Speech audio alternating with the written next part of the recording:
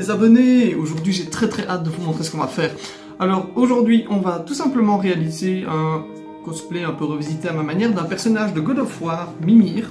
Pour ceux qui connaissent, si vous ne connaissez pas, allez voir sur l'internet connecté, vous vous débrouillerez avec cette information. Parce qu'il existe une convention sur l'Asie, le Japon, les mangas, les jeux vidéo, etc. à Bruxelles ce dimanche 10 mars. Et que j'ai très hâte d'y aller, et donc j'avais tout simplement envie de me cosplayer, de me déguiser pour l'occasion. Alors je vais refaire ce personnage, et aujourd'hui je vais tout simplement vous montrer les étapes que j'ai suivies pour réaliser ce cosplay. Donc on va pas rester là 3 heures à discuter de la pluie, du beau temps et des giboulées de Mars, on y va tout de suite. Alors pour commencer, je vais vous montrer ce que j'ai utilisé pour réaliser ce cosplay, cette magnifique œuvre d'art. Tout d'abord j'ai été chercher de la Fimo Light Air, donc de la pâte Fimo réputée pour être légère, dans un magasin Ava, parce que je me dis que vu qu'on va devoir créer des cornes et se les coller sur le front, je voulais pas que ce soit trop lourd pour pas que ça se décolle au fur et à mesure de la journée. Et toujours chez Ava, j'ai aussi trouvé des peintures pour aller avec. Alors j'ai trouvé simplement un petit pot de gouache noire, de ocre doré, bon il est mis ocre mais c'est parce que j'aimais bien la couleur, et du vernis pour pouvoir protéger tout simplement notre œuvre d'art au final. Et pour la suite, j'ai été regarder dans un magasin bien sûr, dans un magasin de farce à trappe, déguisement, etc. où j'ai trouvé des lentilles qui vont être assez compliquées à vous montrer parce que j'essaie de faire comme je peux. Non, voilà, comme ça. Des lentilles un peu jaunes et noires pour rappeler un peu les couleurs des cornes, etc. Et très important, n'oublie pas, le vendeur a été hyper sympa puisqu'il m'a aussi donné des produits à lentilles et un petit boîtier pour les mettre dedans. Bon, en ce qui concerne les prix, etc., si vous avez des questions, envoyez-moi ça en commentaire, dans le pire des cas, je peux vous répondre sans grand problème. Est-ce que j'ai autre chose à vous montrer? Normalement, non. On a tout.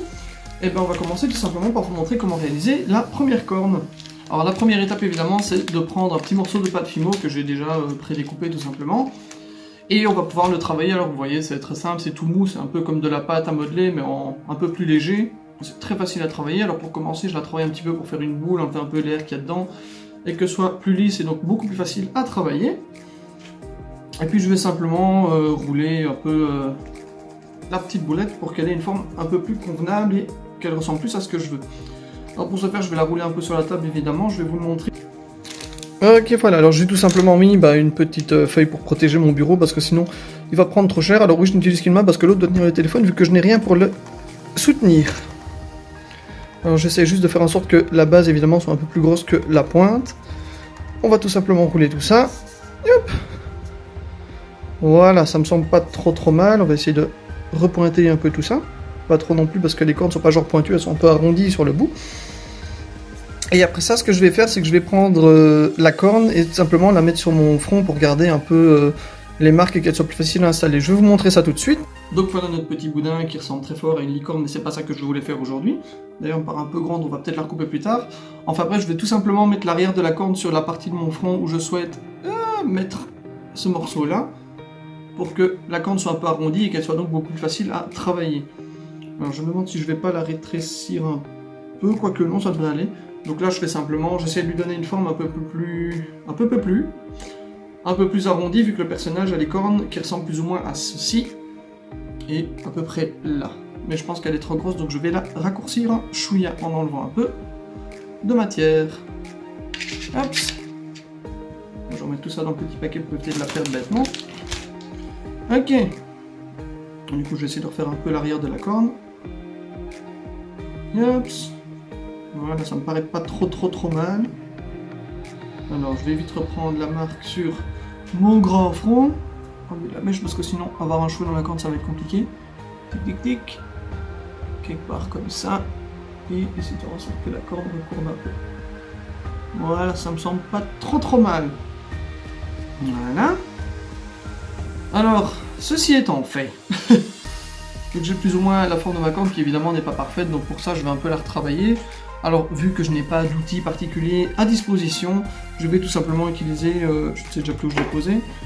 Voilà, j'ai retrouvé mon coupe-ongle et la partie lime qu'il a tout simplement ici derrière, qui est un peu ronde, et donc je peux l'utiliser pour, je vais dire, aplatir un peu les bords. Voilà, donc ici tout simplement, il suffit que je prenne la corne, et vous voyez, quand je passe dessus, ça la rend un peu plus lisse. Donc il suffit que je fasse ça jusqu'à ce que la corne soit plus ou moins polie, ou qu'elle ressemble à peu près à ce que j'ai envie. Voilà, donc je fais ça et je vous retrouve juste après. Ok, alors je vous retrouve pour vous montrer un peu près ce que ça donne. Donc voilà, bon, il y a encore des marques qui ne sont pas tout à fait parfaites, mais ça, c'est pas grave, on s'en occupera un petit peu plus tard, ne vous inquiétez pas. Alors une fois ceci fait, le problème c'est que c'est toujours un peu trop mou, donc ça va être trop difficile à utiliser. Donc on va passer à la partie du durcissement. Et donc pour ça, on va simplement se référer aux indications qui sont notées sur le paquet pour éviter de faire une bêtise et donc de brûler la pâte inutilement. Alors il nous propose soit de le faire durcir pendant 24 heures, 24 heures c'est un peu long pour un cosplay, enfin c'est pas long mais j'ai pas envie d'attendre 24 heures donc on va prendre l'autre option qu'il nous propose. Et l'autre option c'est tout simplement de mettre notre pâte 10 minutes au micro-ondes à 600 watts, pas plus sinon la pâte brûle, avec un demi-verre d'eau. Alors je sais ça fait un peu peur, surtout qu'il y a des moments où on entend des bruits un peu chelous, mais c'est normal, c'est parce que la pâte va tout simplement devenir beaucoup plus légère. Et alors après vos 10 minutes, petit conseil d'ailleurs parce que j'ai eu la blague la première fois, mettez une petite assiette ou quelque chose pour mettre la corne dessus, parce que pendant le séchage, on va avoir des crasses qui vont se foutre partout dans le micro-ondes sinon, bon ça se lave vite mais par principe. Et après la cuisson, vous avez votre corne beaucoup plus dure que vous pourrez réutiliser. Alors l'étape suivante, c'est qu'on va en profiter pour essayer de rectifier un peu ce truc dégueulasse, donc j'ai pris tout simplement une lime à ongles et avec les petits grains, je vais en profiter pour rectifier les petits défauts qui m'embêtent, genre tous les petits machins, tous les petits stitches qui y a un peu partout et tous les petits défauts qu'il y a sur la corde tout simplement. Donc voilà, je fais ça et puis je vous retrouve juste après. Alors voilà le résultat quand les cornes sont à peu près poncées, je les ai limées avec la fameuse lime à ongles, mais pas trop non plus parce que je voulais un peu garder ce côté prude, parce que si les cornes sont trop lisses c'est pas intéressant, je voulais juste qu'il n'y ait pas de défauts partout. Et de toute façon avec la peinture ça lissera un peu toute l'histoire. Bon. Ok, on va maintenant passer à la partie la plus marrante où je vais tout simplement m'amuser à recouvrir ces petites cornes de peinture noire tout simplement avec un pinceau à pointe un peu sèche. Voilà, donc c'est parti.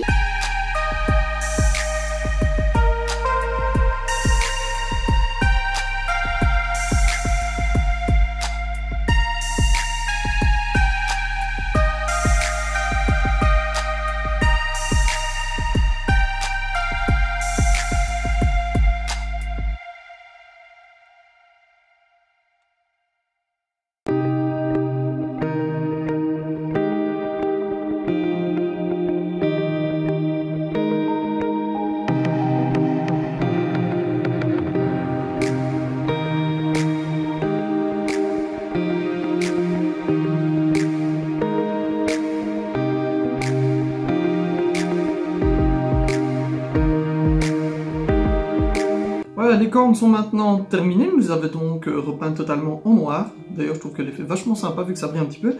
Et il ne nous reste plus qu'à rajouter les détails dorés, où je vais simplement me référer à un modèle sur ma tablette du personnage.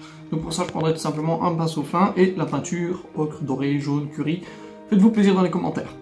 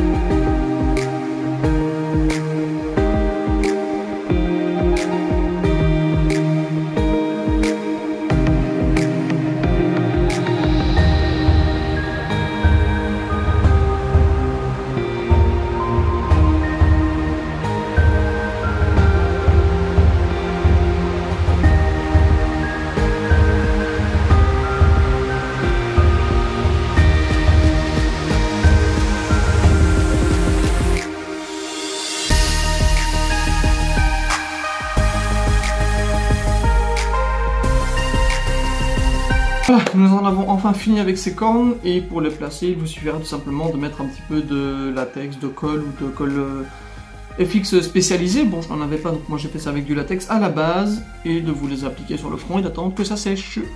Voilà, ce qui prend, je veux dire 10-15 minutes au pif. Si je me suis trompé, je vous mettrai un petit mot pour vous dire ça en dessous. En attendant, ce cosplay est maintenant terminé. J'espère qu'il vous aura beaucoup plu. Et pour les autres questions, je sais par exemple pour le cosplay j'avais mis du vernis, je m'étais fait les yeux noirs, mais bon ça, avec un peu de maquillage et de talent, généralement on peut se débrouiller très bien. Donc voilà, je vais vous laisser ici, et en attendant, prenez soin de vous, on se reverra la prochaine fois, et tchuss!